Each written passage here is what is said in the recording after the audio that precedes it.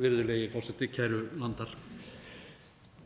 Vonin styrkir veikan þrótt, vonin kvíðarhindir, vonin hverja vökunótt, vonarljósin kyndir. Vonin mér í brjósti býr, besti hjartans auður, vonin aldrei frá mér flýr, fyrr en ég dauður. Þannig orti Páll Ólafsson, skáldið góða frá 19. öld, vonina.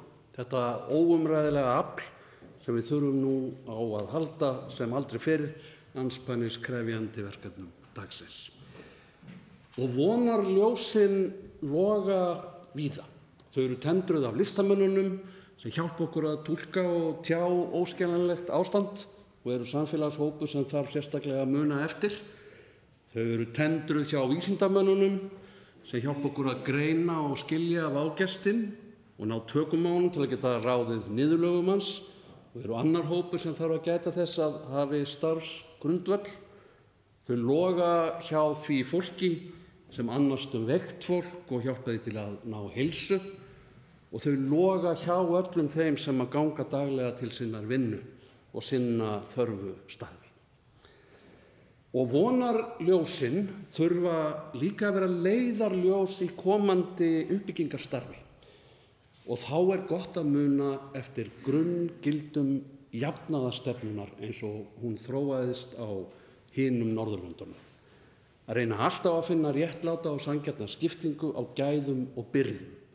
Taka almannahagsmuni alltaf fram yfir sérhagsmuni.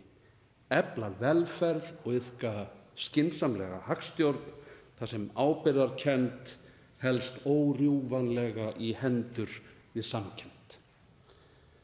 Jafnaðarstefnan er ábyrga leiðin út úr vandanum. Nú duga augljóslega ekki úreltar kennisetningar nýfrjálshyggjunnar. Ábyrga leiðin út úr vandanum snýst að tryggja lágmarks afkomu allra þeirra sem að veikast standa eftir að hafa misst vinnu eða þurfa að treysta á samhjálp. Það er ekki bara rétt vegna þess að fátækt á ekki að sjást í okkar ríka samfélagi, heldur líka vegna þess að þetta örvar hagkerfið. Ábyrga leiðin snýst að hækka atvinnuleysisbætur svo að þær nái lágmarkslaunum, enda fráleitt að segja atvinnulausu fólki að leita sér bara að vinnu þegar enga vinnu er að fá.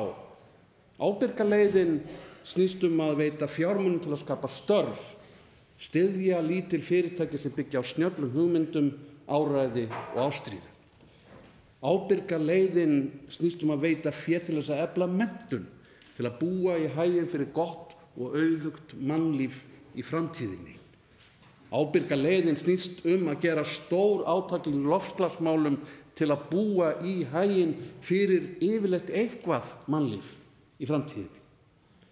Ábyrga leiðin snýst líka að hætta að hlusta á eigin hagsmunaverðina og taka upp evru sem gjaldmiðil og ganga alla leið inn í Evrópusambandið, þar sem öll okkar helstu viðskiptalönd eru og koma sér saman leikreglur á markaði jafnt fyrir yfirþjóðlega risa sem þjóðarkríli eins og okkur.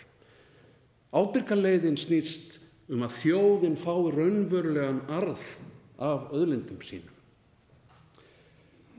Virðulegi forseti, í morgun birtist í Fréttablaðinu könnun sem sýndi að ráðherrar ríkisstjórnarinnar njóta upp til hópa ámóta mikils trausts og fylgistölur Donalds Trump eru hér á landi. Slíkt vantraust á ráðamönnum getur verið beinlínis hættulegt lýðræðinu.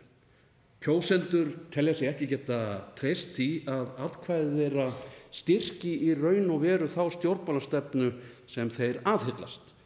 Þú kýst kannski vinstri flokk sem leiðir svo til valda flokk sem lækkar fjármagnstekjuskatt og hækkar frítekjumark erfðafjárskatts. Þessi ríkisstjórn gerir iðulega tilkall til þess að spanna allt litróf íslenskra stjórnmála, eins og það er kallað. En það vantar svo mörg litbrigði í hana að hún líkist í raun og veru meira þoku en regnboga. En kæru landar, Vonin hverja vökunótt, vonarljósin kyndir. Við skulum líta eftir þeim.